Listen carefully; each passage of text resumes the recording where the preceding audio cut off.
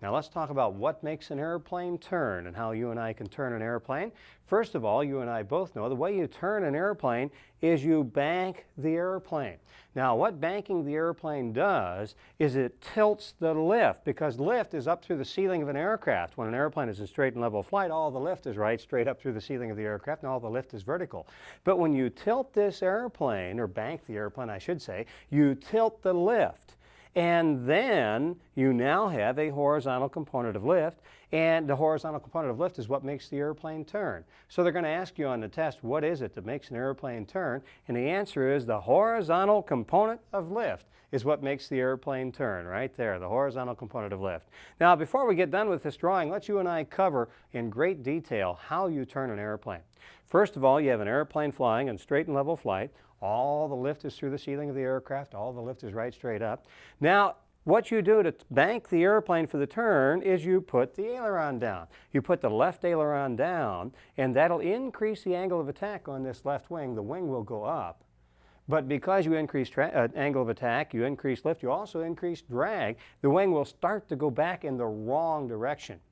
And look what happens when you put the right aileron up. You put the right aileron up, you decrease lift, and because you decrease lift, you decrease drag, and that wing wants to go forward. In other words, what happens when you put the ailerons down for a turn, or use aileron control to make the airplane turn, the airplane actually wants to yaw the wrong direction.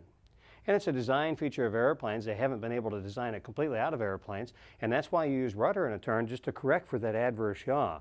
Because it's the banking of the airplane and the tilting of the lift and the horizontal component of lift that makes the airplane turn. And what do you use rudder for? You use rudder to correct for the yaw, to control the yaw when you're turning an airplane. Now, notice when you bank this airplane, you now have not only to support the weight of the aircraft when you're banking it for a turn, but you also have to support centrifugal force. The wings have to support that also. And so you increase the amount of load the wings have to carry. Well, to compensate for that, you actually have to use a little back pressure on the wheel and increase the angle of attack a little bit, or otherwise, when you bank the airplane will descend. So you do use back pressure when you pull back on the wheel in the turn to keep the airplane from descending, because you increase the load on the aircraft. Now that load that you have on the wings of the aircraft is measured in terms of G's. G's is the force you're putting on the airplane. If you're in a screaming dive on the airplane, you pull back on the wheel, you might feel a few G's. So G's is load factor on the aircraft. Load factor is measured in G's, and that stands for times the force of gravity. Turns are a basic flight maneuver that increase the load factor on the aircraft compared to straight and level flight, because when you're turning this airplane, you're compensating for centrifugal force, and you're going to feel some load factor on an aircraft. So let's assume you do an approach to a stall in an airplane, and you're in a bank.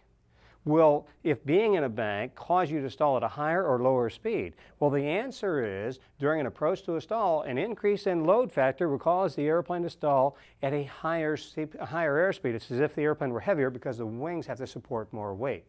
Now, the increased load factor in an airplane, either from pulling out of a dive or in a real steep turn, can place stress on the airframe greater than it's designed to handle. If you do this at a very high speed, you can actually put too much stress on the wings of the aircraft. Now, what causes that stress, of course, is the G's you're putting on the airplane. If you slow the airplane down, the wings will stall first. So how do you protect the airplane? By slowing it down. Now, the FAA is going to ask you just how much load are you going to put on the wings of an aircraft during a turn. So let's you and I take a look at a load factor chart. They're going to ask you about this on the test. And to do that, let's you and I take a look at figure 2 back here in the back of the book.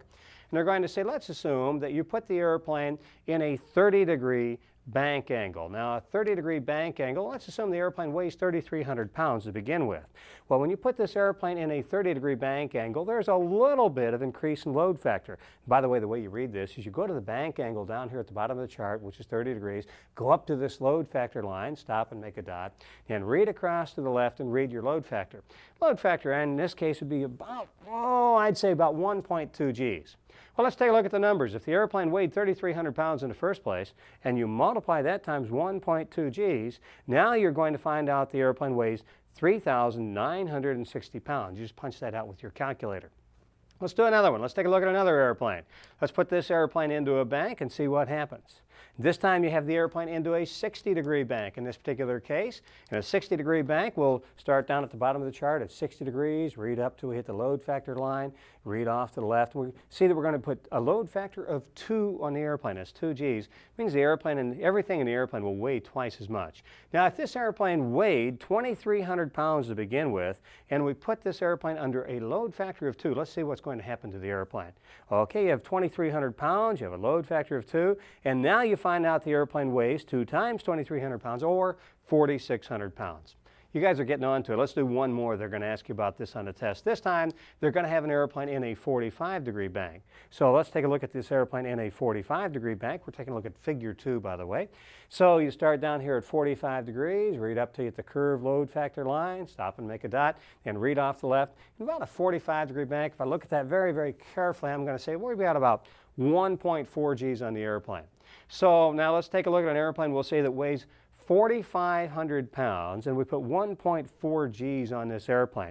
Well, if it weighed 4,500 pounds to begin with, you'll multiply that times 1.4, and now the wings have to support 6,300 pounds of weight because you have the G's on the airplane. So the question I want to ask you again, can you put too much load on the wings simply by rolling the airplane into steep a bank? And the answer is yes, you can.